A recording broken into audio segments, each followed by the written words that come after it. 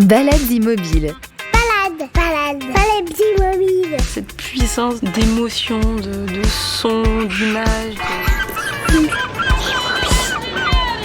Une aventure sur l'eau. Du coin de la rue au bout de la planète. Je suis pas flic, je suis plombier. And they were telling me how it was their birthday today. C'est plus qu'un cinéma, c'est une famille. On doit faire du sport pour aller au-delà de soi-même. So Dingo is a native on a tout pour être bien, pour être heureux. Balades immobiles. C'est un moment magique qui reste dans la tête pendant des années en fait. Balades immobiles. Bonjour les amis, ce mois-ci dans Balades immobiles, des histoires de vie sur grand écran, des Indiens dans la ville, des croissants qui croustillent en Australie, un premier roman, une découverte musicale à retardement, mais qui n'en reste pas moins une vraie bombe. Ça, ce sera pour Laetitia. On est avec Chiara à Florence. Bonjour Chiara. Bonjour tout le monde. Ça va ? Ça va, avec vous ? Ouais. Après de longs mois d'absence, on s'est un petit peu loupé l'été dernier quand même, parce que tu étais parti sur les routes. Oui, dommage. Mais on va tout rattraper aujourd'hui, non ? Exactement. Thomas est avec nous. Bonjour Thomas. Bonjour, ça fait plaisir de vous avoir parmi nous, j'ai envie de dire. Bah ouais, ça fait plaisir. Thomas à Melbourne, qui a repris une vie normale. Ah oui, ça y est, vous êtes de nouveau libre, déconfiné. En plus, c'est l'été pour vous là. Exactement, alors ça va l'hiver vous ? Bah nous ça va très bien, il pleut, les boîtes de nuit sont fermées, tout va bien. Ceci dit, on va jamais en boîte nous. Alors les boîtes, ah putain, les boîtes de nuit, les boîtes de nuit Laetitia sont en sort fermées. justement, elle sort de Macumba, elle a eu une soirée déchirée, c'était super. Les boîtes de nuit sont fermées, mais alors par équité, le gouvernement a aussi décidé qu'on danserait plus dans les bars parce que... Ah bon ? Oui, c'est marrant. C'est notre dernière blague. En fait, les patrons de boîtes de nuit étaient les seuls qui contrôlaient les passes sanitaires avec pièce d'identité à l'appui. Ce qui n'est pas le cas dans les bars et les restos ici. Donc ils étaient outrés parce qu'on les fait fermer alors que finalement c'est les seuls à assurer vraiment que tous les gens qui sont dans l'endroit ont véritablement un pass sanitaire. Et du coup, il disait, par ailleurs, il y a des bars dans lesquels on danse, des restos aussi, et finalement, c'est super injuste et on accable un secteur. Et la réponse a été interdiction de danser dans les bars et les restos. Voilà. Très original. Je voudrais juste souligner qu'on entend les cloches, c'est l'heure de la messe. Respect. Oui. Ah, la messe. Vous savez que quand on fait ce podcast, chez moi, il y a toujours les cloches. C'est vrai. C'est vrai. Ah, c'est chez toi, Chiara ? Ben oui. On va finir par croire qu'en Italie, les cloches sonnent tout le temps finalement. C'est ça, ça fait partie de notre générique. On peut les intégrer. Allez, va te confesser, Chiara. Sur Deezer, Spotify, Apple Podcasts, YouTube et sur baladesimmobiles.fr. Mais c'est vrai qu'en Italie, les cloches sonnent extrêmement souvent. J'ai ce souvenir, l'impression que ça sonne en permanence. Mais c'est surtout que ça sonne longtemps. Et ça sonne très longtemps. Ça sonne longtemps. Mais un jour, je vais parler avec le prêtre d'un bar, parce que c'est pas possible que ça sonne autant, tu vois, tous les jours. Prends le son, enregistre. Ouais, fais une pétition ou quelque chose, faut arrêter. Je veux te voir négocier avec le curé ou l'abbé ou l'évêque. Avec l'abbé. Oui. Ouais, non, mais vous rigolez, mais en fait, entre 8h et 9h, en fait, il sonne 4 fois. Oh punaise. Oh la vache. Parce qu'en fait, c'est le rappel, tous les jours. C'est le rappel des fidèles. Comme au Moyen-Âge. Donc il fallait leur dire « Attention, dans 1 heure, il y a la messe !» Et puis, au bout d'un quart d'heure, « Attention, 1/4 d'heure a déjà passé, il faut vous dépêcher pour aller à la messe !» Pour les sorties de boîte. Est-ce qu'on peut plaisanter sur le bras en silicone de notre ça c'est très bon, c'est très bon ça. Ouais, ça c'est génial. On a lu ça dans la presse, c'est paru la semaine dernière je crois, où il y a à peu près une dizaine de jours, il y a un type en Italie qui s'est fait gauler, assez bêtement d'ailleurs, lors d'une séance de vaccination. Un anti-vax, le type voulait pas se faire piquer, donc il s'est installé un bras en plastique, en silicone pour se faire piquer. Mais j'imagine d'ici la supercherie qui devait se voir quand même à 15 mètres. Et évidemment, le mec s'est fait prendre. On en a parlé chez vous, Chiara, ou c'est... Mais oui, tout le temps, franchement. Non, le mec était un dentiste Novax. Non, mais franchement. Un dentiste Novax Oui. Non, mais franchement. Bon, aujourd'hui, on va parler de cinéma, je le disais, avec toi, Chiara. Dans quelques instants, tu vas évoquer un festival de films indiens qui a eu lieu à Florence. Il s'appelle River to River et c'est un festival qui a l'intention de porter les films indiens du fleuve Gange au fleuve Arno à Florence. Ça se passe tous les ans la deuxième semaine de décembre. Et c'est très très intéressant parce que je pense que c'est le plus grand festival d'Europe du film indien. Justement, Chiara, tu nous sers sur un plateau d'argent le sujet que Fabien voulait évoquer aujourd'hui. Oui, c'est le coup de cœur ciné de Balades Immobiles ce mois-ci, le documentaire de Stéphanie Pilonka, C'est toi que j'attendais. Il me posait des questions, Gilles, mais j'arrivais pas à exprimer les choses ou à bien les exprimer, ou je m'agaçais, je m'énervais. Et du coup, je lui ai dit, si tu veux 8 enfants, il faut que tu trouves quelqu'un d'autre. Je veux un enfant. L'adoption, on vous l'a dit, c'est un des moyens de protection de l'enfance. Quelles sont nos chances d'aboutir ? Je ne peux pas vous répondre. C'est toi que j'attendais, le documentaire de Stéphanie Pilonka nous plonge dans le monde de l'adoption. J'ai rencontré la réalisatrice lors de la présentation en avant-première de son film, ici, au Sables d'Olonne. C'est une grande tresse qui est composée de divers témoignages et essentiellement le témoignage d'un couple qui est sur le point d'adopter une petite fille qui vient de naître dans Paris. Au début, les gens nous demandent des nouvelles toutes les semaines. Il faut qu'on leur explique que ça ne va pas se passer comme ça.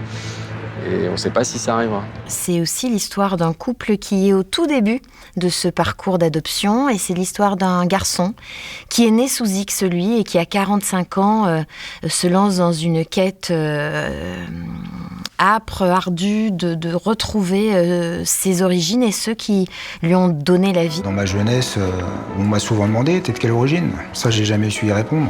Ça, c'est papa quand il était petit.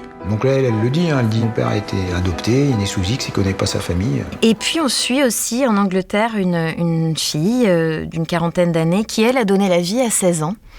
Et à laquelle on a préconisé de laisser cet enfant en France, puisqu'elle avait accouché en France, et à l'aide sociale à l'enfance aussi. My father, he thought I was far too young to be a mother. So I think straight away he felt the best thing was for an adoption. Comment est-ce qu'on en arrive un jour à réaliser un film sur le thème de l'adoption ? Quel a été l'élément déclencheur ? L'adoption, c'était un sujet qui me troublait beaucoup parce que mes plus chers amis avaient adopté et mes enfants ont grandi avec des enfants qui arrivaient, qui venaient d'autres pays et avec d'autres parents qui devenaient les parents légitimes, bien évidemment, et ceux qui les accompagnaient dans la vie. Et c'est quelque chose qui m'interrogeait sur la parentalité, la légitimité, le devoir, le droit du parent et surtout de l'enfant, évidemment. Et puis, un producteur m'a proposé le sujet et j'avais enquêté déjà pour Arte, mais je m'étais dit, c'est dommage de rester qu'avec une couleur.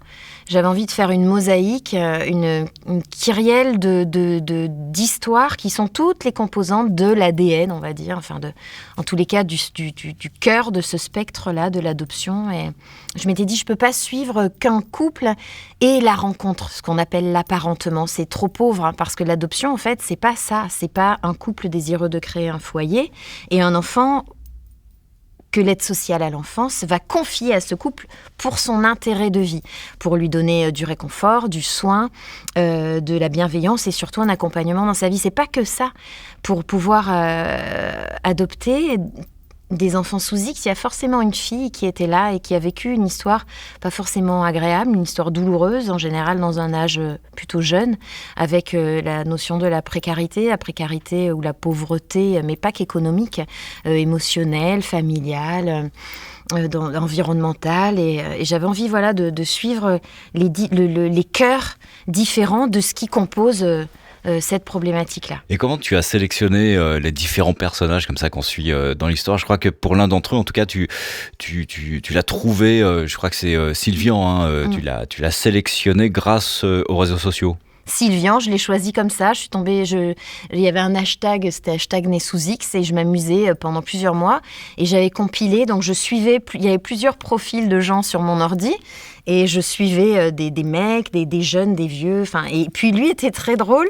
Mais en fait, il n'était pas drôle. Il faisait des vidéos drôles. Mais il n'était pas drôle. Et je dis, c'est quand même curieux. Parce qu'il avait l'impression d'être très, très drôle. Mais je sentais une gravité, un poids, une douleur en lui. Et l'antagonisme, tu vois, du secret. Moi, j'adore les secrets. On a tous des secrets. J'adore ça. Et je sentais qu'il y avait un très gros secret. Et au-delà de la maman, il y avait un vrai secret. C'était la naissance, le métissage, comprendre de quelle terre il venait. Voilà, son secret, c'était ça. Au-delà de la mère, c'était de savoir quel était le sang dans ses veines. Est-ce qu'il était un Africain ? Est-ce qu'il était... Voilà. Il avait besoin de ça, et ça, c'était ce secret, et ça me touchait beaucoup. Et je l'ai suivi comme ça, et en le suivant, je me rends compte qu'il dit je pars dans 2 jours faire Marseille-Cassis. Tu sais, c'est un semi-marathon. D'habitude, je dis marathon, mais là, maintenant, je sais que c'est semi-marathon. Oui, parce que le mec, c'est un grand sportif en plus. Ouais, et moi, j'aime les gens qui font des trucs un peu spectaculaires. Et le gars courait beaucoup. Et je dis, mais vous faites... Et donc, je lui écris sur Facebook. Et je dis, vous allez courir? Il dit, c'est quoi cette meuf? Elle veut quoi? Tu vois? Je dis, vous allez faire le Marseille-Cassis parce que je suis du Var et tout ça. Il me dit, mais pourquoi vous me demandez ça? J'ai dit, parce qu'il faut qu'on se parle. Le mec me dit, ah bon? Et le mec m'appelle. Je lui laisse mon numéro. Il m'appelle tout de suite. Il me dit, mais pourquoi? Alors je dis, ben voilà, je veux faire un film sur vous et dans 2 jours, je fais Marseille-Cassis avec vous. Et il me dit, ah bon, chiche. J'ai dit chiche. Et donc, il ne savait pas du tout où il allait. Et moi, je n'avais pas encore vraiment de prod, je n'avais pas de caméra, tout est très compliqué. Donc, j'ai fait des pieds et des mains pour avoir un chef-op dispo ce jour-là, un assistant, une équipe, un retour caméra, une caméra. Et on est parti faire Marseille-Cassis sans autorisation. Donc ça a été votre première rencontre avec lui, en fait, et c'est les scènes qu'on voit dans le film c'est la première fois. Donc tu vois, moi, je finissais un film, j'arrivais à Marseille avec quelqu'un que je ne connaissais pas et je rencontrais Mireille, la maman, magnifique maman, ancienne institutrice qui m'a... Et là, j'ai compris que ce film allait changer ma vie parce que ça faisait, 5-6 heures que je tournais et elle m'appelle, elle me fait... Tu vois, c'était une vieille dame qui pouvait presque plus se lever. Elle me dit, est-ce que tu crois que ce film, je le verrai? Et quand elle a dit ça, j'ai dit, ouais, c'est bon, j'ai compris. Et je savais qu'elle ne le verrait pas fini, je savais que je le y dédicacerais, et je savais qu'elle le porterait finalement pour nous tous de là où elle est. Et il y a des rencontres très fortes dans les films où quand il y a soudainement un truc très grave comme ça qui se met devant toi, bim, tu te dis, ah ouais, ok. Et ça a été le là, elle a donné, enfin, c'est elle qui a distribué, enfin, qui a donné la couleur initiale, voilà. Elle et qui après, a été l'élément déclencheur. Voilà. Et ça a été que des événements inattendus et très très beaux où tu sais, quand t'oses pas trop bouger, tu dis waouh, comme quand tu vis une grande histoire ou que tu te dis c'est ça qui va se passer. Et la petite fille et ce couple que j'avais choisi sur 200 couples. Et ce qui est assez miraculeux dans ce film, comme dans beaucoup de documentaires, puisque tu es documentariste, tu le sais, c'est que on ne crée pas un film, on se laisse, on nous accompagne. La vie nous accompagne dans des chemins. Alors, il y a des chemins de traverse. Des fois, tu restes comme ça en carénage et il n'y a rien qui se passe. Et puis, des fois, il y a des rencontres heureuses, inattendues et spectaculaires qui donnent des chemins inattendus, autres à ton film et une autre couleur et une autre narration. C'est ce qui s'est passé pour ce film-là, puisque jamais j'aurais imaginé ces différents dénouements. Donc on est dans le cas le plus courant qui est un enfant qui est né d'un accouchement anonyme. Ah, tu fais des sourires, bravo. Donc je vous montre des photos de cette petite fille qui est très mignonne. Pleurez pas, vous allez me faire pleurer. Et on va aller voir papa et maman. Je vous présente Mathilde. Et si j'ai pu vous donner son nom, c'est que Romain m'a autorisé à vous donner ses coordonnées. À chaque anniversaire, en fait, je me dis qu'elle doit penser à moi, c'est obligé.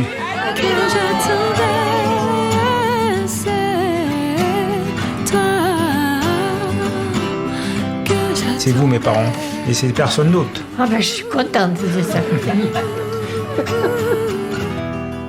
Le documentaire s'appelle donc C'est toi que j'attendais de Stéphanie Pelonca et c'est un film qui sortira le 22 décembre prochain, juste avant la Noël. Et on peut que vous encourager à aller le voir, c'est magnifique. Si je peux. Si tu peux, bah oui, c'est vrai que toi en Australie, c'est peut-être pas évident. Il n'est pas dit que le film soit visible là-bas, mais on t'enverra une VHS. Oh, ça dit donc, ça me fera bien plaisir. Non, en plus j'aime beaucoup Stéphanie, c'est quelqu'un que je suis sur Facebook et j'ai toujours trouvé très engagée, passionnée dans tout ce qu'elle faisait. C'est pas quelqu'un qui va se lancer dans un sujet et juste le faire pour le faire. Elle y met ses tripes, elle y met sa vie, elle y met tout. Et vraiment, si j'ai la possibilité de le voir, ce film, mais je fonce, puisque vraiment, c'est quelqu'un qui m'impressionne. Bravo. Toi, Chiara, qu'est-ce que ça t'évoque ? Ça m'a beaucoup émue déjà d'entendre ça, parce que je trouve toujours très touchant le fait que les êtres humains ont besoin de savoir d'où ils viennent et d'avoir de points de référence, de savoir qui est leur parent, où il est. Je trouve pas une explication très rationnelle à ça, mais c'est tellement universel et c'était bien dit avec beaucoup de douceur dans les petits extraits que j'ai entendus. Donc j'ai aussi très très envie d'aller les voir. Et puis, en fait, il y a plein de points en commun avec le film Coup de cœur documentaire aussi, dont je vais vous parler tout à l'heure. Et oui, parce que là, tu nous emmènes à présent à Florence, dans un festival du film indien qui a lieu tous les ans. Oui, tous les ans, la deuxième semaine de décembre. Et c'est un festival très important et qui est très bien fait parce qu'il y a une très belle sélection. Ça dure 5 jours. Donc en total, il y a une vingtaine de films et documentaires qui passent, de directeurs indiens ou avec des acteurs indiens. Mais pour la plupart, c'est des films produits et faits en Inde. Et ce que je trouve extraordinaire, c'est qu'à la fin de chaque film, il y a soit le directeur, soit l'acteur principal qui, en temps de non-pandémie, venait physiquement pour une session de questions-réponses. Et bon, là, on s'est contenté d'une connexion visio. Ouais. Donc, mais c'était quand même très intéressant. Tu es revenu avec quelques ambiances de ce festival. Tu nous dis à quel moment on peut les écouter? Oui, on peut commencer tout de suite. En fait, je voulais vous commencer avec ce que vous imaginez être l'ambiance d'un festival du film indien. Je suis sûre que la plupart, quand on pense à l'Inde, pense plutôt à ces ambiances un peu zen, un peu feutrées, avec beaucoup de couleurs, mais toujours sur le ton on va faire de la méditation, il y a de la religion, de la philosophie. En fait, dans la réalité, l'ambiance du film indien, c'est plutôt autre chose. Le festival commence toujours avec une séance pub. जब भी मेरे कदम इस मैदान पे पड़ते हैं, एक ही सवाल उठता है, क्या ये टीम आज मुझे... Pourquoi je voulais vous faire écouter ça? C'est parce que vous entendez, en fait, il y a du pathos. C'est une fille, en fait, dans la pub, qui parle avec beaucoup de sentiments. On s'attend pendant 15 secondes qu'elle nous dise des trucs bien, je sais pas, sur la condition de la femme ou quelque chose de vraiment philosophique ou très intense. En fait, c'est sur les moteurs diesel. Non, c'est encore pire. C'est sur un môle. Donc, j'étais morte de rire parce que il se prend vraiment pas au sérieux. Il y a un décalage énorme entre le ton de la pub et en fait l'objet de la pub.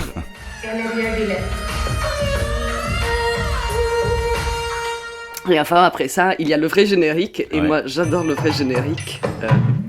Entendez ça. C'est Maître Gims. Ça se discute. En fait, non, j'adore parce qu'en fait c'est un petit dessin animé. Et en fait, il commence où tout le monde se rassemble en Inde avec les différentes skis qu'ils peuvent avoir. Donc, ils se rassemblent tous.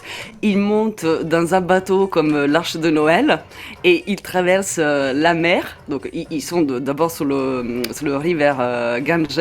Après, ils sont dans la mer et ils débarquent à Florence où tout le monde l'attend. Et donc, il y a le débarquement de toute cette foule très colorée et plein d'outils qui débarquent à Florence. On les accueille et on les fait traverser la ville. C'est à ces moments précis là, avec les animaux aussi. Et en fait, c'est à ces moments-là où ils montent un projecteur pour montrer qu'en fait, tous ces gens-là sont venus exprès d'Inde à Florence pour le festival du film indien. Et ça se termine avec les feux d'artifice.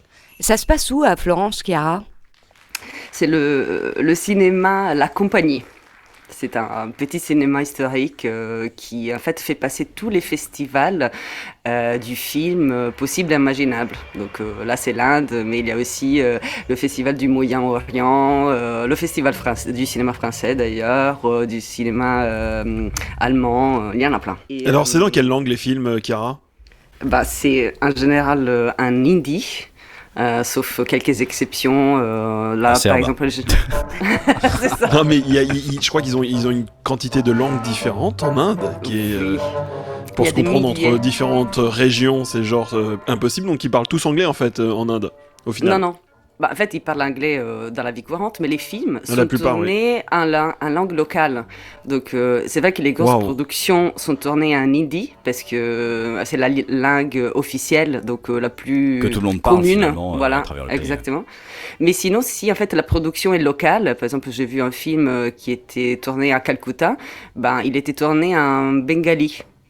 Qui est la langue locale, et ainsi de suite. Donc en fait, ils ont un problème dans les productions en Inde et la diffusion, parce que s'ils sont tournés en langue locale, après pour la diffusion du film en Inde, il faut sous-titrer. Ça limite. Ouais, exactement. Ça me fait une idée d'interview à faire parce que on a beaucoup d'Indiens ici à Melbourne. On a une très très grande communauté indienne, notamment sur tous les domaines de l'informatique qui sont ici, etc.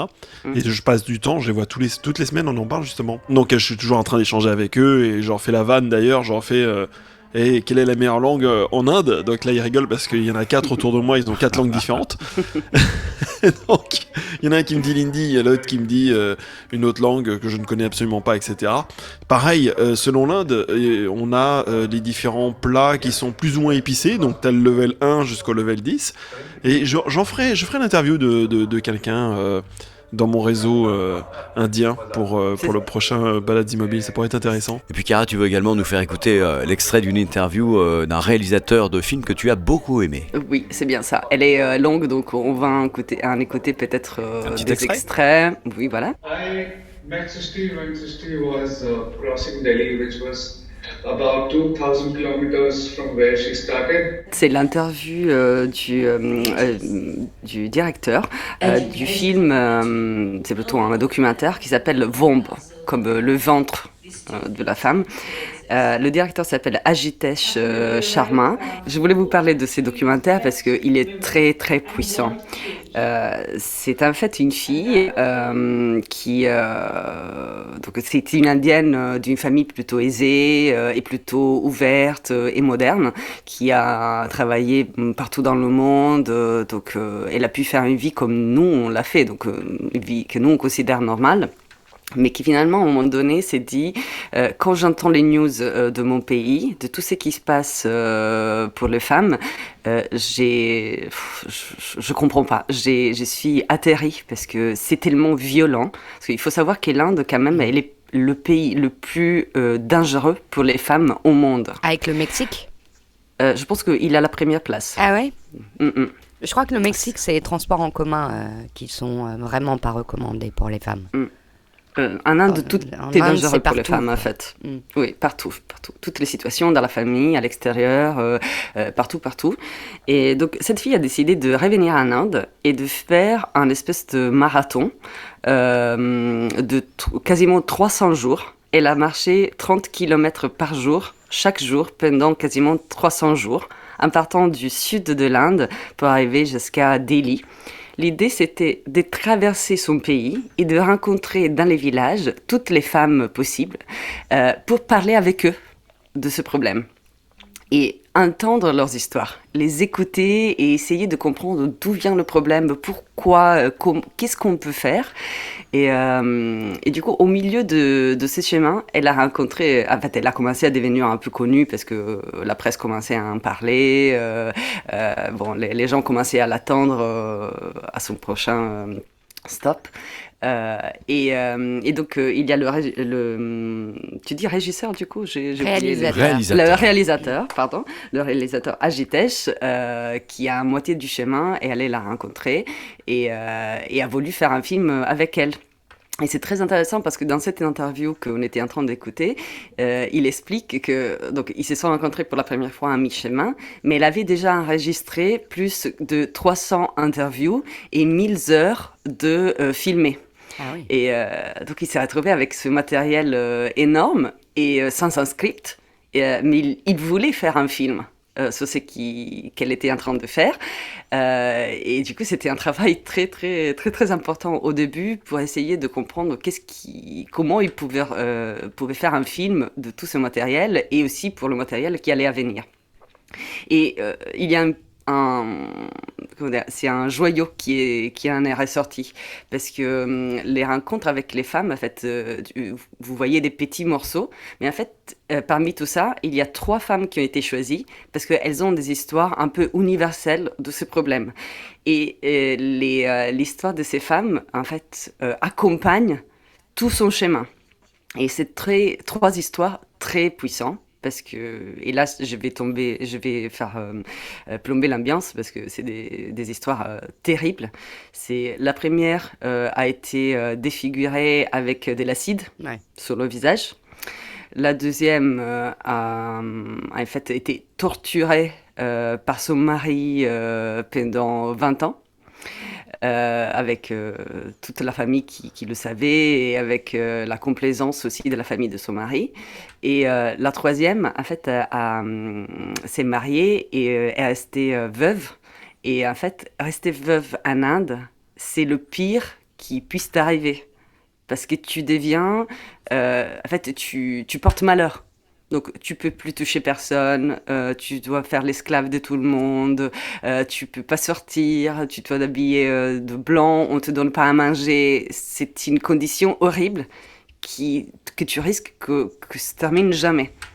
Donc, ces 3 histoires sont très puissantes parce qu'elles sont racontées par des femmes qui ont décidé finalement de raconter leurs histoires, mais surtout d'aider les autres, qui sont des milliers peut-être des millions d'autres femmes dans leurs conditions, à sortir du problème, de les aider, les accompagner, les soutenir. Donc en fait, elles ont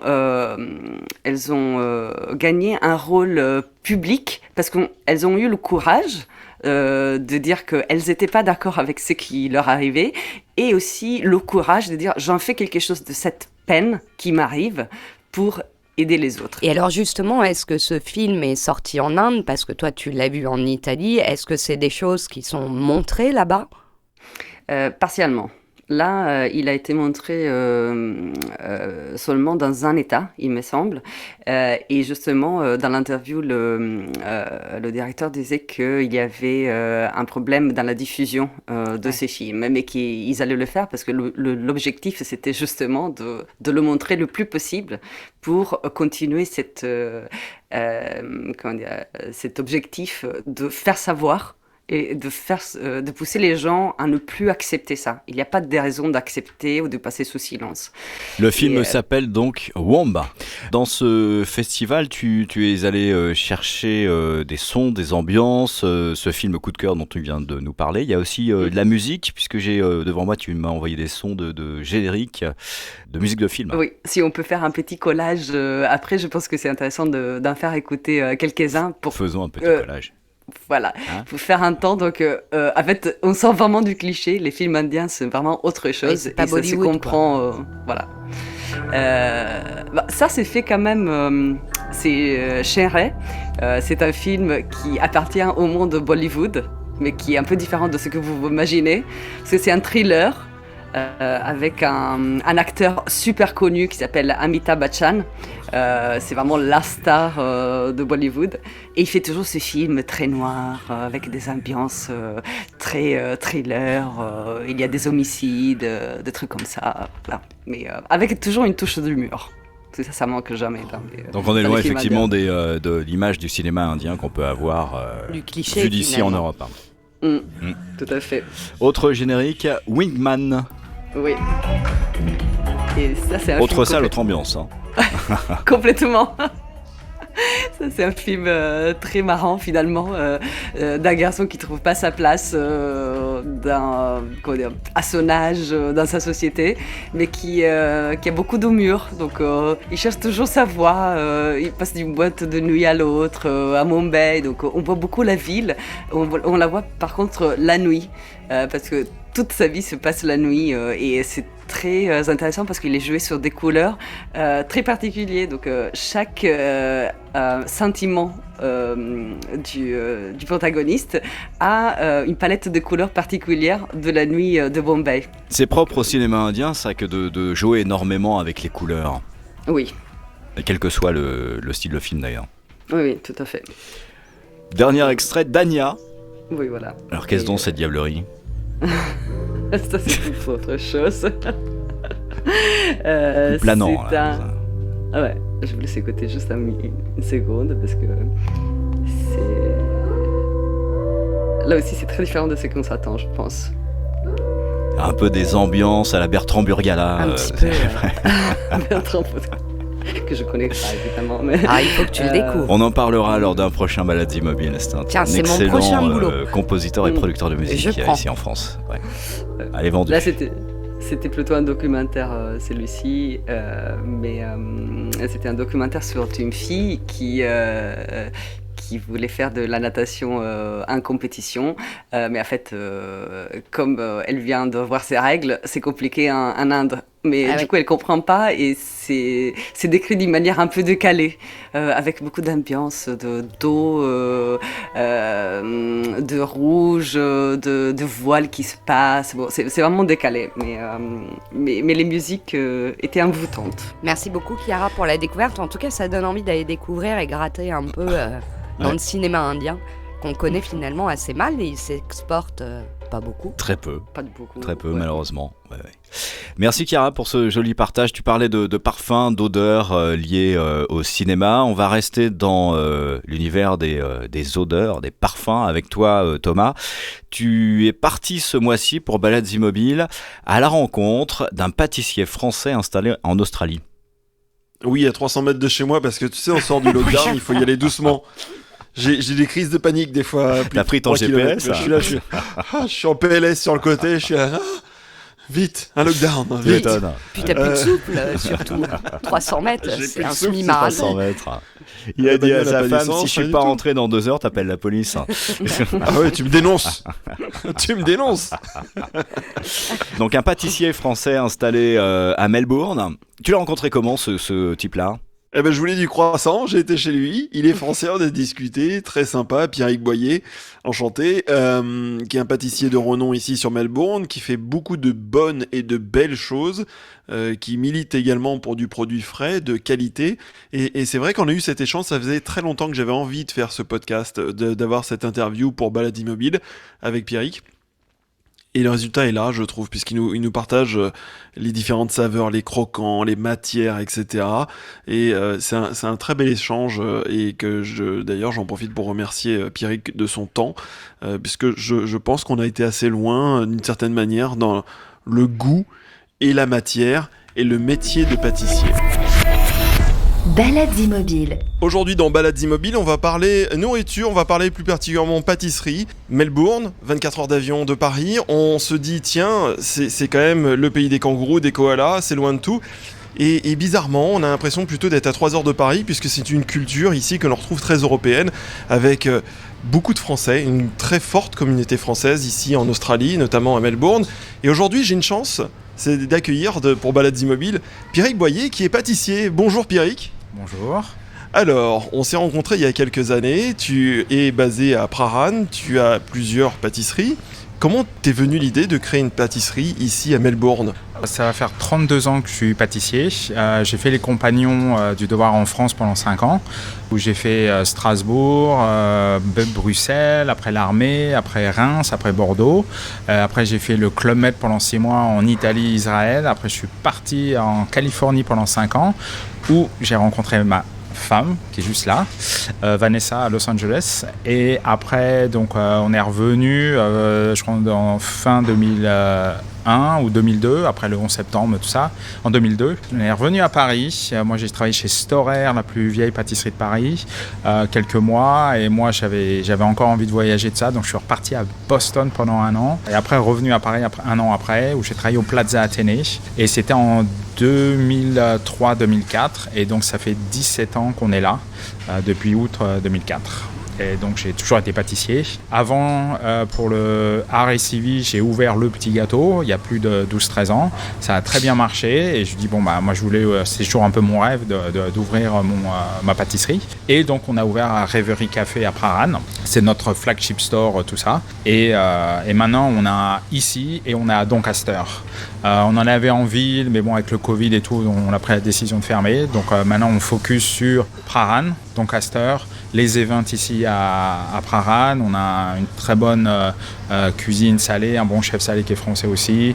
Pâtisserie, ça tourne bien. Donc voilà quoi. Alors, vu que ça fait très longtemps que tu es ici, en Australie, notamment à Melbourne, est-ce que tu m'expliquer pourquoi on trouve beaucoup de Français ici à Melbourne, et notamment cette culture européenne et cet amour de la culture culinaire française? Après, je pense que le climat est un peu comparable en France, après, à certaines régions. Après, c'est vrai que l'hiver, en tant que bon français, on va se plaindre qu'il fait trop froid. L'été, il fait trop chaud. Ici, il y a les 4 saisons dans la même journée, ou même dans la matinée ou l'après-midi. Donc après peut-être c'est pour rigoler et tout ça, mais c'est assez, c'est un fil assez européen ici quand même. Moi, j'ai bossé à Boston, c'était très européen, parce que c'est pas très loin de l'Europe en fait. Ici, je dirais, c'est un bon mélange entre je vais pas dire une culture américaine, c'est pas vrai, mais bon, anglophone et une culture européenne, et beaucoup d'Italiens, beaucoup d'autres pays d'Europe, mais énormément de pays asiatiques et tout ça. Moi, j'ai la plupart de mes amis de beaucoup de pays asiatiques aussi, donc et Middle East, et beaucoup de Libanais et tout ça. Donc après, c'est très multiculturel j'aime beaucoup. Alors, on va se recentrer plutôt sur le côté culinaire, sur la pâtisserie. On se dit qu'il y a certains composants des aliments, une certaine farine, de la levure. Est-ce que l'on trouve exactement le même type de produit ici en Australie que ce que tu avais en France lorsque tu as fait ta formation avec les compagnons, par exemple? Oui, tout à fait. Alors ça, c'est dû aussi que c'est vraiment ces 10 dernières années, il y a eu un élan de beaucoup d'Européens qui venaient ici et beaucoup de gens qui voyageaient, pré-Covid, et donc ça ouvre la culture culinaire. Intéressant, culture culinaire. Ouais, voilà, donc après les gens sont demandants de ça.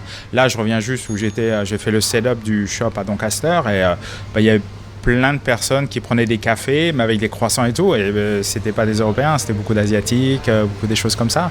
C'est vraiment intéressant, quoi. Et justement, en termes de culture culinaire, est-ce que tu les as éduqués tout au long de ces années? Est-ce que, par exemple, lorsque tu arrives avec des recettes qui sont très françaises, tu as le roulé, tu as le millefeuille, il y a des choses quand même où le croissant, par exemple, le croissant est assez facile quand même pour apprendre la culture culinaire française. Oui. Mais est-ce qu'il y a des aliments ou des recettes qui ont été un peu plus difficiles à introduire sur le marché australien? Alors, très intéressant comme question, parce que quand je suis arrivé ici, moi j'ai beaucoup de mes recettes qui étaient des États-Unis et de Paris, parce qu'avant de venir j'étais au Plaza Athénée pendant 1 an et demi, et c'était intéressant, les produits laitiers, surtout la crème, le lait, avaient plus de matière grasse que les produits laitiers que j'utilisais en France et aux États-Unis. Donc moi, il a fallu que j'adapte mes recettes un peu, les alléger un petit peu. Après, ça fait 17 ans que je suis là. Au niveau du sucre et tout, ça faisait déjà très longtemps que je voulais réduire overall le taux sucrant de mes gâteaux. Après, oui, il a fallu adapter. Mais ce qui est intéressant, et c'est une autre topic, on peut en faire une thèse là-dessus, c'est qu'en cuisine et en pâtisserie, je mets les deux parce que c'est pareil mais c'est différent, c'est que le produit fini va beaucoup venir de la personnalité de la personne. Où est-ce qu'elle en est dans son stade au niveau carrière, personne.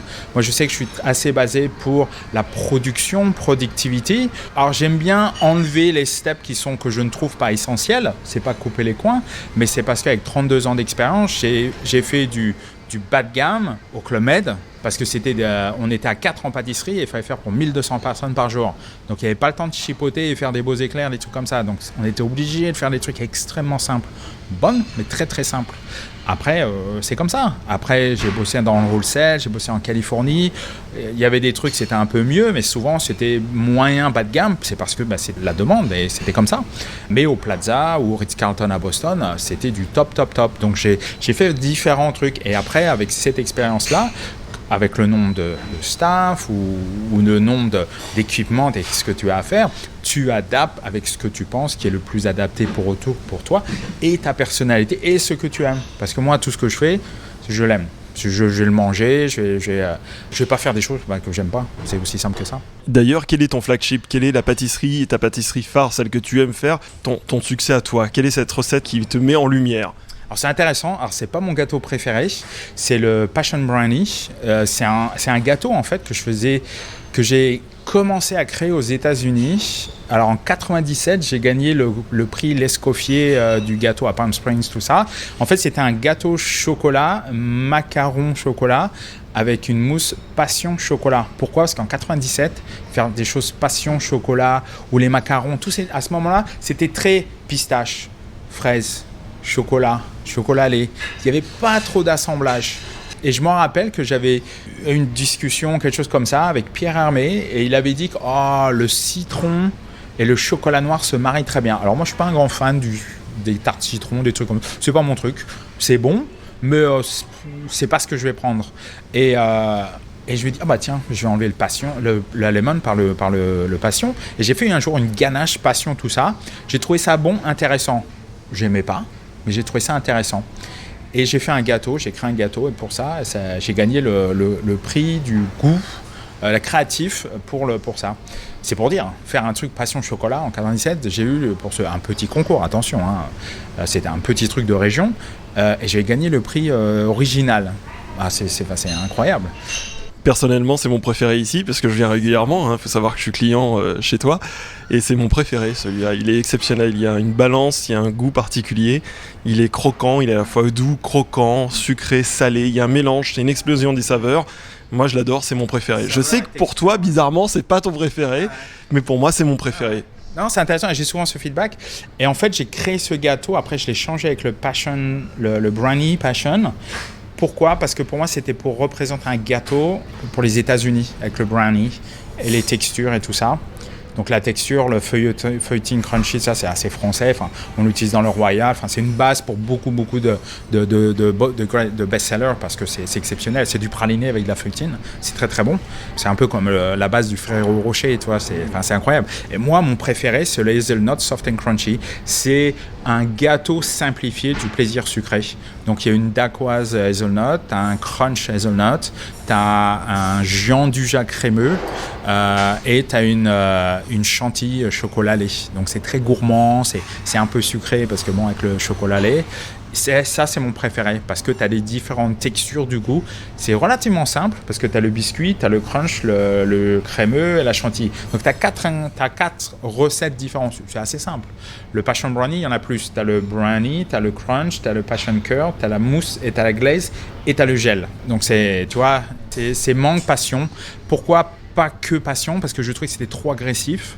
Et donc il y a plus le passion curd, ça c'est que de la passion, avec les œufs, le sucre, c'est cuit et tout ça. La mangue, c'est pour l'adoucir, pour l'adoucir au palais, pour accueillir le reste. Et c'est vrai que quand on le mange, je recommanderais de manger le kiss ou de l'étaler, mais vraiment d'avoir un peu du gel avec le reste du gâteau parce que ça se mélange dans la bouche et c'est incroyable. C'est mon signature cake, le passion brownie. Et je me souviens l'année dernière, on avait une discussion par rapport à la galette des rois, puisqu'ici ils n'ont pas la galette des rois, le feuilleté comme on l'entend. Donc Pierrick est en train de partir chercher justement tous les éléments qu'il faut pour pouvoir faire une galette des rois. C'est les fèves, parce que l'année dernière, j'avais pas eu de fèves, parce que c'était au bout de 16 ans, l'année dernière, c'était la première fois que je faisais des fèves, des galettes, pour notre ami Serge Thoman, qui me dit « faut que tu fasses des galettes et tout ». Je dis « gentiment, tu m'embêtes avec ça ». Et je l'ai écouté, et en fait, on a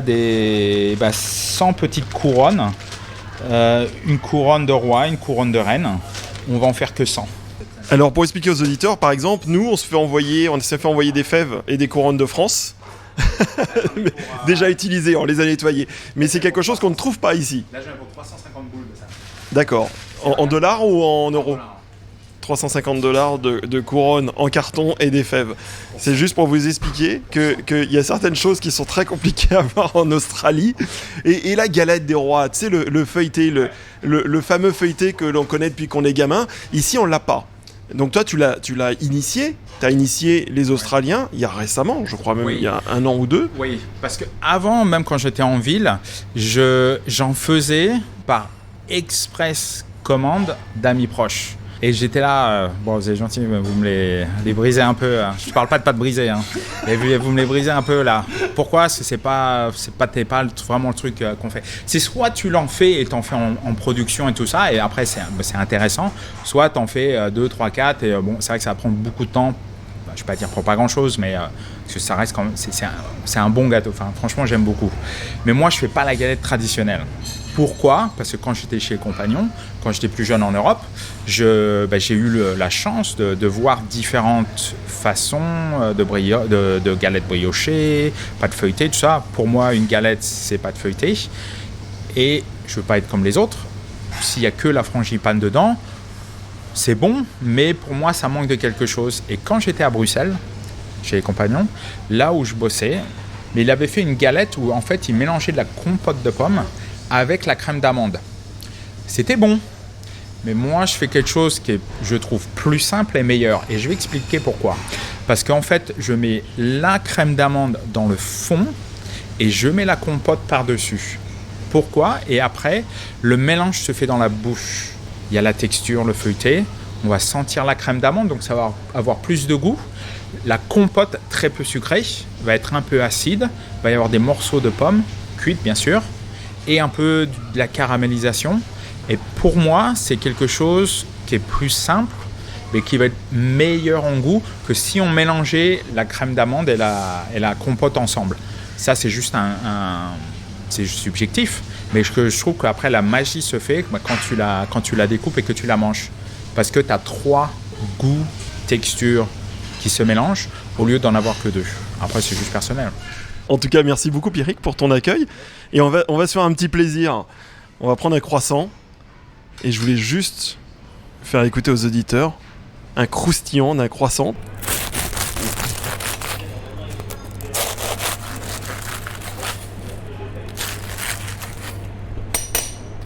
On trouve de moins en moins de croissants frais en France. Oui. Et ici, moi, lorsque je suis arrivé, j'étais très surpris parce que toutes les pâtisseries, quasiment toutes, font du croissant frais. Oui, ça, c'est clair. C'est exceptionnel. Ça, c'est croquant. Dans quelques minutes, je veux bien en parler de ça parce que c'est vraiment très intéressant. Et je pense que c'est pas un problème, enfin oui et non, mais c'est quelque chose de beaucoup plus grand. Je pense que dans l'alimentation, les gens ne réalisent pas vraiment que dans les business comme ça qu'on fait, je parle dans les petits business, je parle pas des multinationales, je parle dans les petits business comme ça, c'est pas des métiers faciles. Mais à chaque fois, on va me dire « Ah oui, mais toi, t'es passionné, tout ça. » Je dis « Oui, c'est vrai. » Mais si on va comparer avec les gens qui sont les tradies ou qui bossent dans les offices ou les choses comme ça, les gens, ils vont faire leurs heures. Et après les heures, c'est plus le boulot.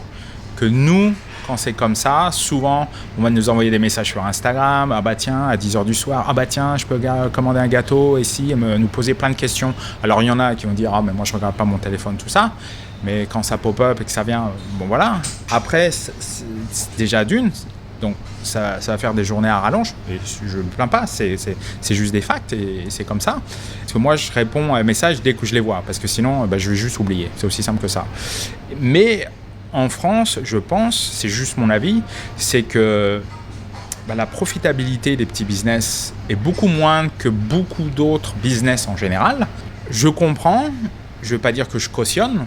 Après, c'est juste des facts, je pense. Il y a énormément de petits chefs d'entreprise dans l'alimentation qui vont acheter leurs produits pré-congelés ou pré-cuits ou ils ont juste à pousser, à cuire et tout ça.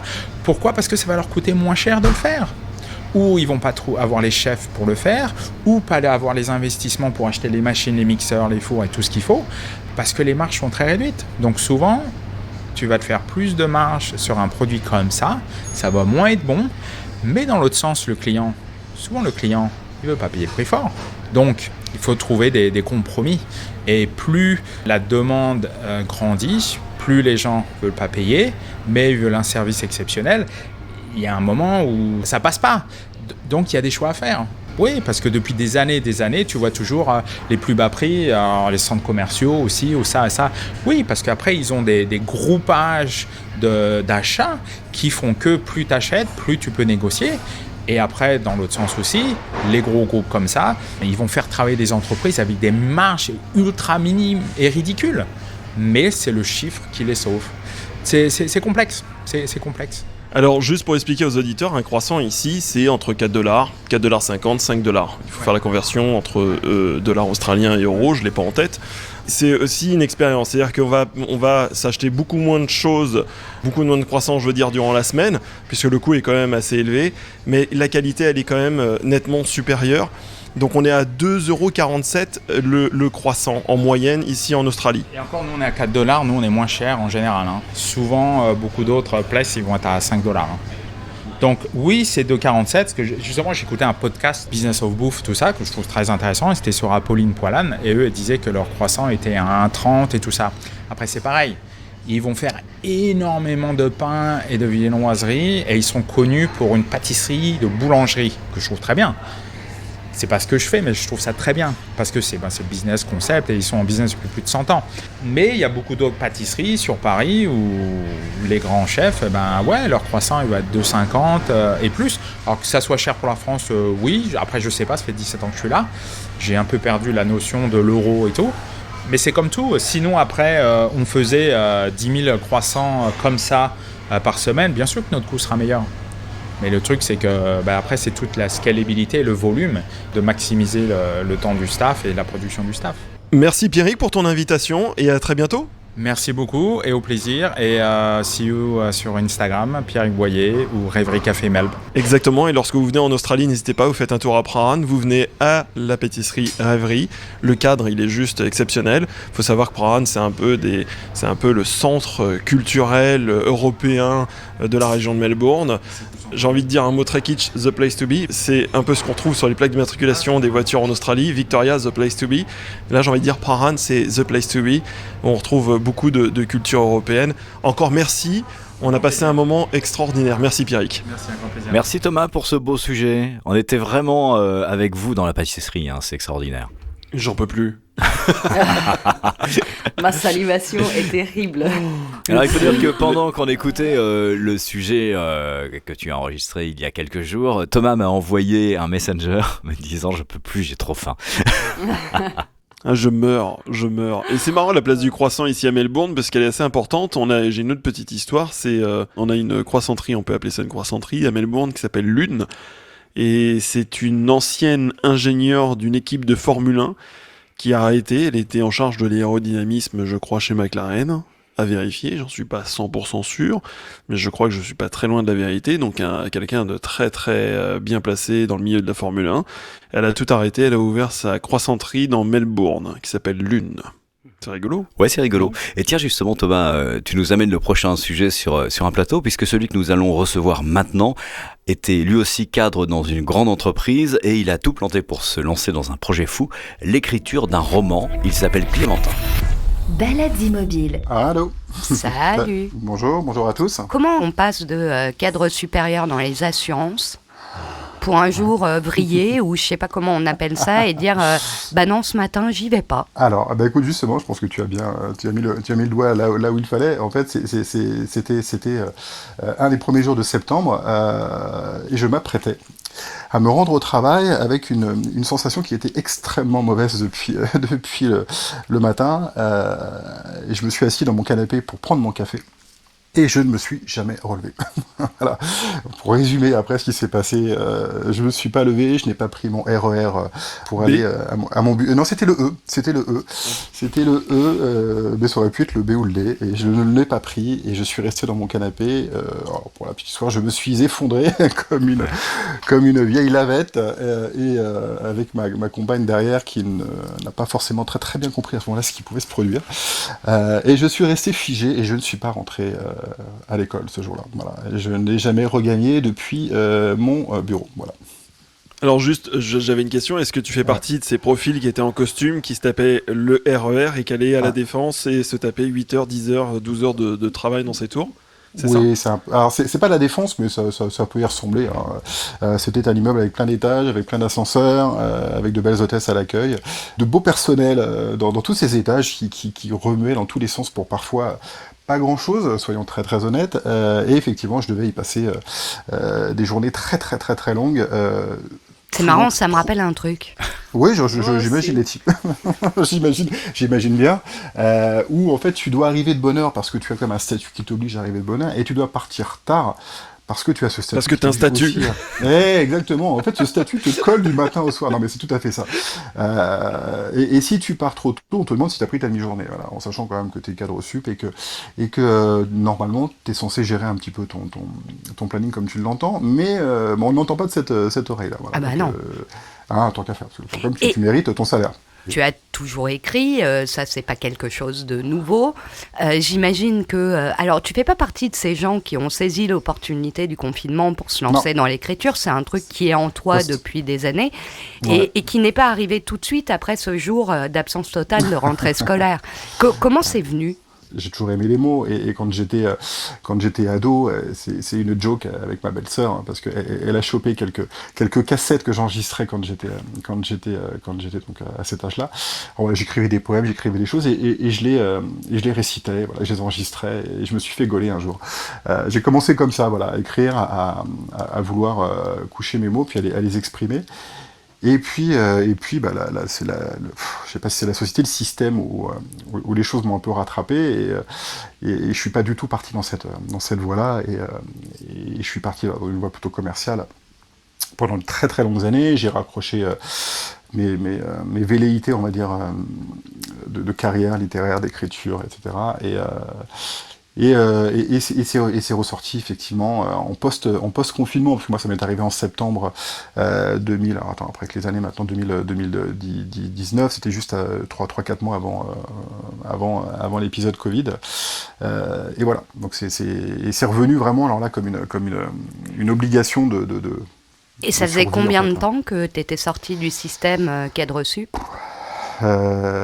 Moi, je suis sorti en septembre et j'ai très très très rapidement ressenti le besoin d'écrire pour survivre, hein, clairement. On va être très honnête. À un moment donné, on cherche désespérément ce qui peut nous sortir de l'ornière.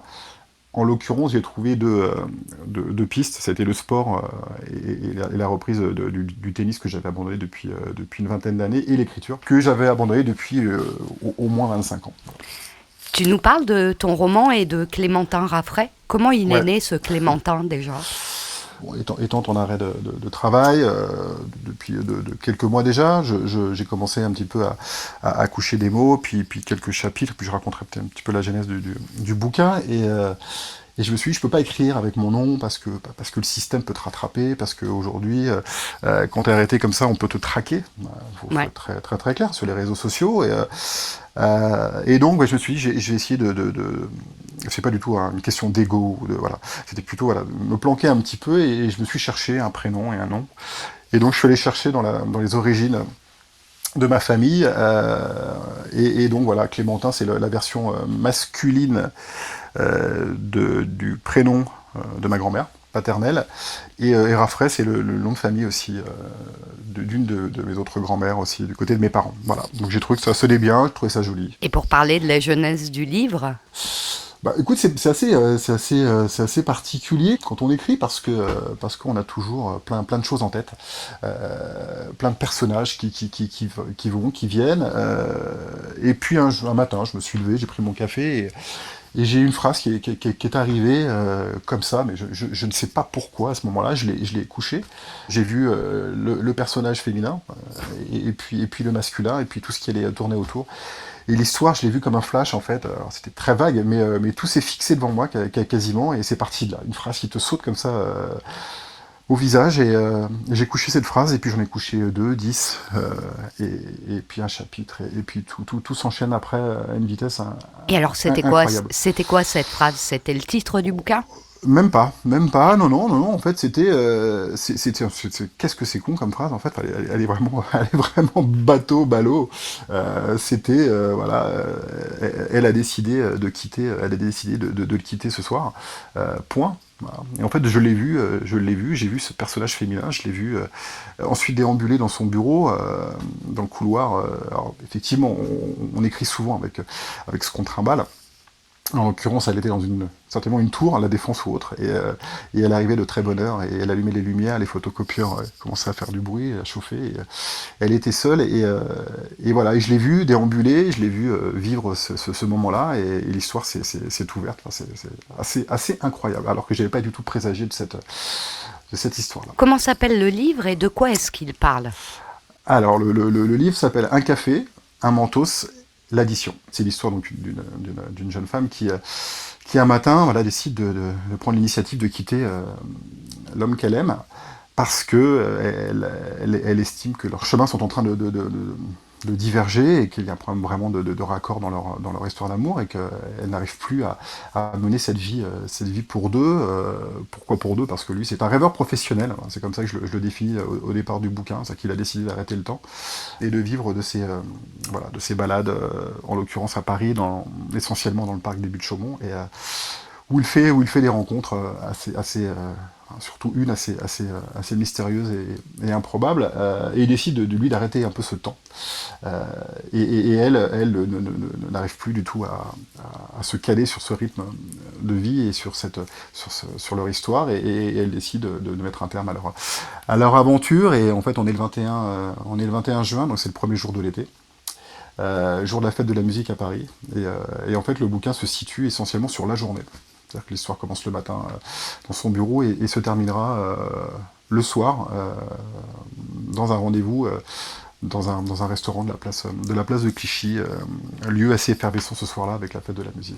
Est-ce que dans la construction de l'histoire, en fait, tu prends des exemples de la vie réelle qui se sont passés pour toi ou des gens que tu connais, ou c'est de la pure création? Ouais, non, c'est de la pure création, c'est-à-dire au niveau des scènes, au niveau de l'histoire, c'est la pure création. Après, au niveau de ce que les personnages ont dans le ventre, dans le cœur, dans la tête, clairement, je pense que déjà, si vous vous rappelez ce que je vous ai dit en préambule de mon histoire et de ce que ce personnage masculin vit, bon, ça rejoint un petit peu ce qui m'est arrivé, c'est-à-dire que j'ai tout arrêté et j'essaie de trouver une autre voie. Donc effectivement, là, on va chercher des sentiments qui quelque part qui vous appartiennent et sur lesquels on va aller essayer de tirer les scènes du bouquin. Après, non, c'est vraiment de la pure fiction. Thomas, tu veux intervenir ? Oui, bien sûr. Alors, comment réagit ta famille ? Parce que tu te retrouves cadre sub dans une boîte, bloqué sur ton canapé, à dire aujourd'hui j'y retournerai pas, et par contre je vais me prendre un laptop et puis je vais écrire un bouquin. Et en fait, moi, c'est peut-être un peu de la psychologie de comptoir, hein, mais quand tu me racontes au moins les prémices de ton livre, on comprend par rapport à ton histoire, la rupture, la position de l'homme, de la femme, etc. Je trouve qu'il y a à la fois une certaine poésie et une certaine réalité aussi par rapport à ce que tu as vécu. Mais ce qui m'intéresse, moi, c'est plutôt le lien avec ta famille. Comment tu as pu gérer ça ? Bon, pour commencer par ma compagne, elle n'a pas compris ce qui se passait. Je pense que c'est tout à fait légitime. Quand au bout de quelques semaines, je lui ai dit que j'avais envie d'écrire un bouquin et que ça s'imposait à moi, elle était contente de voir que c'était une sorte de, peut-être aussi de thérapie pour aller mieux, mais c'est très très très compliqué, clairement, à installer dans cette vie, parce que elle avait une image de ce que je représentais professionnellement et de ce que j'entreprenais, qui était très très très loin de ce projet. Même si ça fait 15 ans qu'on est ensemble et qu'elle connaît cette fibre chez moi, mais pour elle, ça se limitait aux petits mots que je pouvais lui laisser pour lui dire que je l'aime ou qu'elle n'oublie pas d'acheter du pain. Voilà, avec une poésie un peu différente, mais non, mais et j'en parle justement ça dans mon bouquin. Alors c'est vrai qu'on s'inspire, hein, tu vois, de petits événements comme ça de la vie qui font qu'on peut créer et faire de la poésie autour de scènes du quotidien, mais ça n'a pas été facile. Est-ce que tu connaissais déjà toute la partie, disons, managériale et pratique de l'écriture d'un livre, après la promotion, faire le tour des éditeurs, qu'est-ce qui se passe après, les revenus, ou est-ce que tu as appris sur le tas, ou comment ça se passe en fait? C'est vrai, tu as raison, c'est un sacré tas. Ouais, j'apprends tous les jours si tu veux, et on précise que tu es en auto-édition, hein, pour l'instant. Tout à fait, ouais, tout à fait. En fait, j'ai fini assez rapidement le premier jet, parce que comme vous l'avez compris, j'avais beaucoup de temps pour écrire, donc j'ai écrit en 4 mois le premier jet. Après, il y a beaucoup de travail de relecture, de mise en forme. Alors, je suis un autodidacte, hein, j'ai aucune formation, pour répondre à ta question, j'ai aucun accompagnement, si tu veux, dans la structuration après de mon roman. Et je l'ai pas envoyé aux maisons d'édition. Alors là, c'est plus par peur, par crainte, et En plus, c'est une période où pendant les premiers confinements 1, 2 et 3 aussi, beaucoup de gens se sont mis à écrire, se sont à rêver, à vouloir changer de vie et à vouloir peut-être sortir un roman, un livre. Et ça s'est un petit peu bousculé. Moi, j'ai 2-3 relations qui bossent un peu dans l'édition et qui m'ont dit ça va être compliqué pour le milieu artistique, ça va être compliqué pour notre corporation. On a besoin maintenant de trouver d'autres manuscrits, mais à la fois, il y avait embouteillage. Donc moi, je ne me suis pas risqué. J'ai rangé mon manuscrit dans un tiroir, puis je le ressortais à chaque fois pour me rassurer, et puis pour le réorganiser un petit peu, ce qu'on appelle le travail de relecture. Je l'ai relu à peu près 3882 fois. Voilà. J'ai changé à peu près 12 582 virgules, points virgules, etc. Donc, voilà. Après, on se rassure comme ça. Et puis j'ai essayé de créer d'autres choses à côté, un compte Instagram, développer un peu des choses, m'exposer petit à petit, me montrer petit à petit. Tu sais, moi j'adore par exemple refaire des meubles. Et quand je refais un meuble, je prends la ponceuse et tout ça, et puis en général, au milieu de mon ponçage, au bout de 2 heures, je me dis mais qu'est-ce qui m'a pris, je vais jamais y arriver. J'en ai ras-le-bol et Après, quand c'est fini, je suis contente. Mais les 2 semaines où je m'acharne sur l'ouvrage, je suis dépitée, quoi. Est-ce que tu as eu des sentiments de ce type en écrivant ? Oh là, ouais, c'est tout à fait ça. L'image est très jolie en plus, parce que c'est tout à fait ça. Quand on écrit, on construit... on met en place des chapitres, des histoires, et puis ça émerge. Donc, et puis d'un seul coup, on se dit, mais waouh, mais où je vais, pourquoi, est-ce que ça vaut vraiment la peine, pourquoi tout ça ? Et oui, non, mais tout à fait. On est très up-down, quoi. C'est des phases d'euphorie, des phases de doute. Vraiment, on dit, mais pourquoi ? Qu'est-ce que je fais ? Et quand le manuscrit, le produit fini est là, il se passe quoi dans ta tête à ce moment ?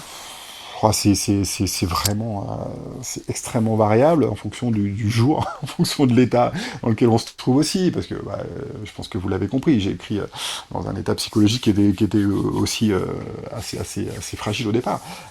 On est parfois faut être honnête, hein, quand on écrit, on est parfois extrêmement non pas satisfait, mais fier de ce qu'on... Ouais, fier, voilà, c'est de la fierté d'avoir sorti ça. Et puis quand on se relit, on se dit, merde, mais l'idée est bonne, l'idée juste d'un chapitre ou d'une pensée, une scène, on se dit, putain, mais c'est super, je suis content de l'avoir eu, je suis vraiment fier de l'avoir eu, et puis on la couche, et puis on la relit, on se dit, ah, mais c'est génial, et c'est souvent très tard dans la nuit, ou à des moments où on est vraiment complètement emporté par son imagination et sa création. Et là, ce qui fait très très mal, c'est quelques heures après, donc ça peut être après une sieste ou après une nuit, ou après un week-end ou une engueulade avec ses enfants, j'en sais rien, peu importe. Et on se relit, et là on se dit, mais waouh, c'est vraiment pas terrible. Donc on passe vraiment par ces phases-là, c'est incroyable. Et c'est comme tu dis, c'est comme quand on fait un meuble, quoi. On peut essayer une patine, une couleur, en disant, mais j'adore cette couleur, mais c'est génial ça. Et puis on la couche sur la matière, on se dit, ah ouais, mais c'est génial, et puis ça sèche. Et c'est d'un seul coup beaucoup moins joli. Et puis on le sort, on le met à la lumière, ce meuble, on se dit waouh, mais si c'est pas mal, et puis voilà, après on le revernit, on passe une deuxième couche. L'écriture c'est ça aussi, et c'est incroyable parce que c'est grisant à la fois, et on est rempli de doutes et de... C'est très très particulier, je connaissais pas du tout ça. Voilà. Quels sont les premiers retours à la lecture de ton livre, notamment auprès de tes amis, de tes proches qui peut-être l'ont déjà lu ? Ouais, alors les retours, effectivement, au départ, on se dit, allez, je vais être très prudent, donc c'est compagne, enfant, donc comme Letty le laissait entendre, j'ai une grande famille, et j'ai des filles qui ont 25, 23 et 18 ans aujourd'hui, et qui sont à la fois très fiers de voir que leur papa a écrit, et qui se sont empressés à me lire. Puis je suis resté dans le cercle familial, donc la maman de mes filles qui l'a lu, et puis je suis resté sur ce cercle-là d'amis, sur un cercle d'amis. Les retours ont été là, assez positifs, mais quand tu écris, tu te dis, ouais, mais c'est de la bienveillance, en fin de compte, parce que ce sont tes amis. C'est le mot que j'allais employer. C'est là toute la difficulté aussi, ouais.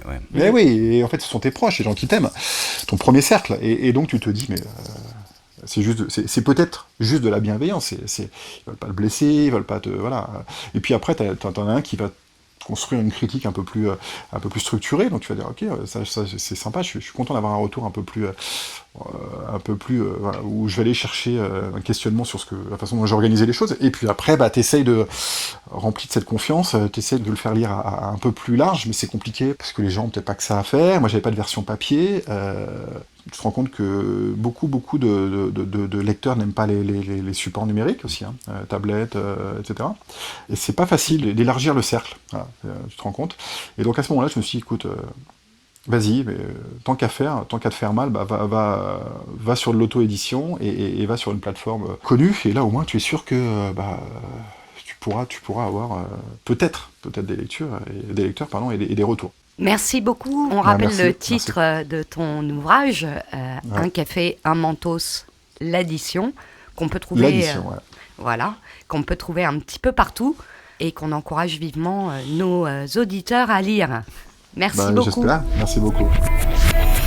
Baladesimobiles.fr. Et pour terminer ce numéro de Balades Immobiles, Letty, tu voulais nous parler d'un coup de cœur musical, un coup de cœur à retardement. Ah ouais, j'ai honte. Je suis passée à côté d'un truc, mes amis. Je m'en veux, moi qui adore foiriner, farfouiller dans la musique. Oui, foiriner. Oui, je foirine, j'invente des mots et ouais, voilà, j'adore farfouiller. Trouver des trucs musicaux nouveaux, me renouveler. Bref, je suis passée à côté d'un truc merveilleux. Le deuxième EP du groupe dont je vais vous parler est sorti le 3 décembre, donc vous voyez le retard que je peux avoir. On l'écoute.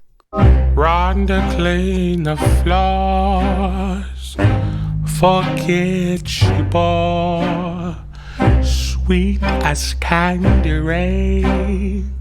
Ain't had to work no day. Dans une ambiance un peu soul, doo-wop, gospel, avec du groove électro. C'est un groupe qui a été constitué en 2016, donc je suis vraiment grave à la bourre, par 3 personnes. Le premier s'appelle Ryan Hope. C'est un Anglais de Newcastle et il faut savoir que ce gars-là est parti à Leeds faire des études d'art et il travaille dans un bar. Et là, il rencontre une collègue dont la fille travaille pour Ministry of Sound. Et lui, son objectif, c'est de dégoter un boulot un peu plus sympa que le bar. Et il écrit un petit mot à la fille de sa collègue sur un ticket de caisse en lui demandant voilà, s'il peut participer à des choses ou d'autres auprès d'elle. Et elle le rappelle pour organiser une fête de Noël où Ryan Hope va rencontrer un producteur et sa première collaboration va être sur un clip de Massive Attack, donc c'est pas rien, le clip de False Flag. Il abandonne ses études, devient réalisateur, quitte le UK pour les États-Unis, Los Angeles plus particulièrement, il y a une dizaine d'années. Et la première semaine qu'il passe là-bas, il bosse sur un clip pour 2 Chainz et Pharrell Williams. Donc pas rien non plus. Et à l'occasion de ce projet, on va lui montrer un court-métrage et il adore la musique qui est composée par un certain Harry Balouzian. Alors, Ryan Hope a également fait pas mal de pubs. On a le droit de citer les noms ou... Ouais, on a le droit. Alors, il fait des pubs pour Coca, pour la vodka Absolute, pour Prada, pour Hugo Boss, dans des domaines super variés. Et il commence à mettre sa patte un peu partout et à être reconnu pour la qualité de ses images. Le gars, c'est quand même pas n'importe qui dans le monde de l'image. Et il rencontre ce Harry Balouzian qui, lui, a une formation musicale plutôt classique. Moi, je l'ai vu avec un alto, mais je crois qu'il est violoniste. Et ce gars-là est compositeur de bandes originales de films. Et donc, ça a créé une rencontre sympa et les deux, depuis, ne se sont pas trop quittés. Ils travaillent ensemble sur différents morceaux. Ils ont monté un studio d'enregistrement qui s'appelle Appraiser, donc l'expert. Et un jour, ils bossent sur une pub et il y a un mec qui se pointe pour les auditions qui s'appelle Jacob Lusk. Et ce Jacob Lusk, ils sont bluffés, il a une voix exceptionnelle, puis il se casse et il n'a pas du tout envie de faire cette pub finalement. Et il a été harcelé par Ryan Hope, à tel point que Jacob Lusk est directeur de chœur pour une église du côté de Los Angeles. Il a participé à American Idol en 2010 pour vous planter un peu le décor. Et il n'a jamais trop percé là-dedans. Lui, ce qui l'intéresse, il a eu une éducation religieuse hyper stricte. Il n'avait pas le droit d'écouter de musique, donc il a écouté de la musique au travers des bouquins. Il s'est imaginé les choses chose dans sa tête, mais il explique que depuis l'âge de 5 ans, il s'est quand même aperçu qu'il avait une voix, parce que quand il fallait chanter à l'école maternelle, lui, il avait un peu de coffre et tout le monde se retournait quand les gamins chantaient tous, et il s'est aperçu qu'il avait un truc. Mais bon, lui, il était bien dans son église, donc les deux autres, Harry et Ryan, se pointent à l'église de Jacob. Et en fait, il le force carrément à enregistrer le truc pour cette pub en aménageant un studio improvisé dans la chambre de chœur de l'église. Et ça a donné lieu à ce trio qui s'appelle Gabriels. Pourquoi Gabriels ? Parce que c'est le nom de la rue où vivait Ryan Hope quand il était petit. Et Gabriels, moi, le chanteur, donc Jacob Lusk, m'a fait penser physiquement, c'est un type assez costaud, il est assez original, extravagant, alors je pense très introverti, mais extraverti dans sa manière de s'habiller, avec, moi je l'ai vu avec une espèce de robe en satin blanc cassé, et rien que le personnage est assez exceptionnel. Il m'a fait penser à quelqu'un, et là c'est la séance blind test, il m'a fait penser à cette personne.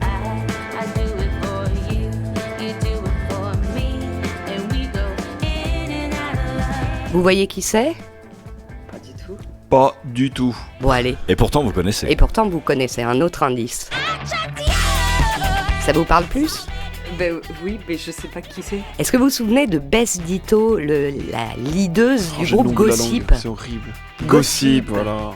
Eh ben, en fait, c'est physiquement, il m'a fait penser à Bess Ditto, qui était super extravertie, qui s'assumait complètement. Et on est là-dessus avec Jacob Lusk, donc c'est étonnant à regarder.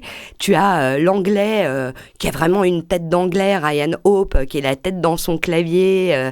Tu as le mec un peu de bonne famille, avec son alto, etc. Et tu as cette espèce de montagne qui fait 2 têtes de plus que les autres, qui est super rond et habillé déjanté, qui se met parfois à 2 mètres du micro, mais ça te pète les oreilles. Il a une voix et une puissance incroyable. Et Gabriels a mis très exactement 5 ans à sortir son premier EP. Ils ont sorti quelques titres avec des ambiances un peu de sous-sol d'église, de bar enfumé, avec des pianos étouffés et une voix très soul. En 2018, il y a un titre où ils ont voulu mettre en avant les cordes qui s'appelle Loyalty.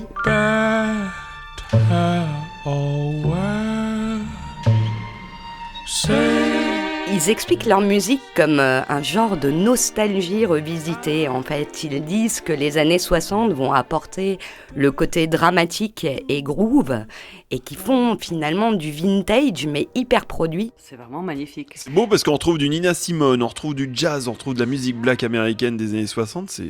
Et tu crois pas s'il vient de dire, puisque Nina Simone fait partie des 4 artistes qui sont la source d'inspiration de Jacob Lusk, avec Whitney Houston, par exemple, qu'il admire. Il est jeune, il a 34 ans. C'est assez formidable. Et ce qui les a fait décoller, c'est l'EP qu'ils ont sorti fin 2020. Pardon, tu peux redire s'il te plaît parce que... Oui, je vais pas y arriver. Donc ils ont mis 5 ans à faire une petite composition de 5 titres. Qui est sorti fin 2020 pendant que nous, on était confinés. C'est probablement pour ça que je suis passée à côté. Ouais. Le titre phare de cette EP est Love and Hate in Different Times.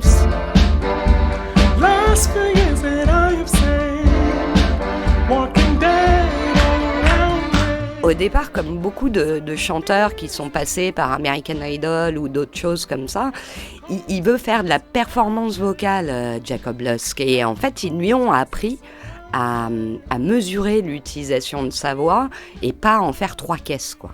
Et ça, on se rend compte en fait de toute la puissance vocale du gars, mais c'est fait avec finesse.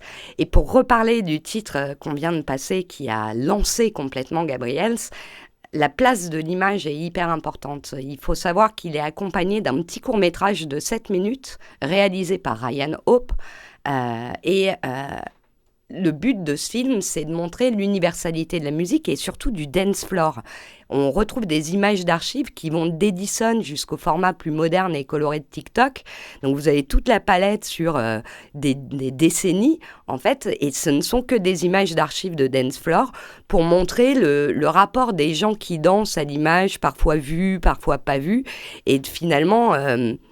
je crois que le message, c'est que quel que soit ton pays, ta langue, tu peux ne pas te comprendre au travers du langage, mais que ce langage corporel et la danse, finalement, rassemblent tout le monde. Et le clip se termine par une performance de Jacob Lusk qui reprend Strange Fruit de Billie Holiday au mégaphone dans la rue, en clôture d'une marche à Los Angeles pour le mouvement Black Lives Matter. Voilà, en septembre dernier, donc comme quoi je suis vraiment passée à côté, mais jusqu'au bout, ils sortent un single qui s'appelle Blame. Mornings turn to night and then the night becomes the day. I can't keep up with that. Sur ce single, il décide de remettre un petit peu en avant la voix de Jacob. Elton John dira quand même que c'est l'un des disques, cette EP, le plus fondamental qu'il ait entendu au cours de ces 10 dernières années, ce qui n'est pas neutre. Annie Mac, je ne sais pas si vous la connaissez, c'est une animatrice de BBC Radio 1, DJ également, qui est un pilier de la BBC, a salué ce trio Gabriels.